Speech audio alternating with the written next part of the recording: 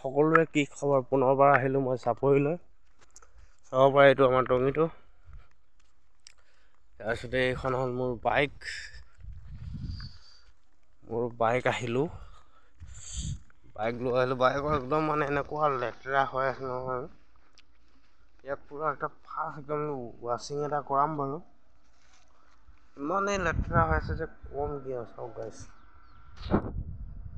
আপোনালোকে জনাব গ্ৰাফিক চাফিক কেনেকৈ মাৰিব লাগে জনাব। এইফালে বেটেৰী একদম মানে আজিকালি মাথাউৰি বুলি ক'লে মাথাউৰি আগৰ দিনৰ মাথাউৰি নহয় আৰু RCC আৰু সেইবিলাক চাওক।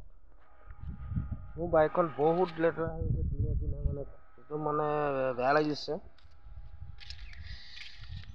কি কৰোঁ বনাওঁ কেনেকৈ কৰোঁ কেনেকৈ, মানে মাথা গৰম হৈছে। চাব পাৰে গাইছ, পুনৰবাৰ আহিলোঁ চাপৰিলৈ। এইয়া মোৰ দেউতা মোৰ এইটো দেউতা হয়। এইটো মোৰ দেউতা হয়।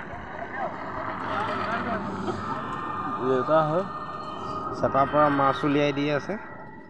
মাছ লৈ যাম, আপোনালোকক দেখাম বাৰু কেনেকৈ মাছ, ভালনে বেয়া চাব পাৰে। ইয়াৰ লোকেশ্যন কিমান ধুনীয়া। আৰু মোৰ বসন্তীৰ লগত চাব পাৰে কেনেকুৱা লাগিছোঁ। বসন্তীৰ লগত চাওক গাইছ। সেয়া মাছ লৈ আহিলে গাইছ চাওক।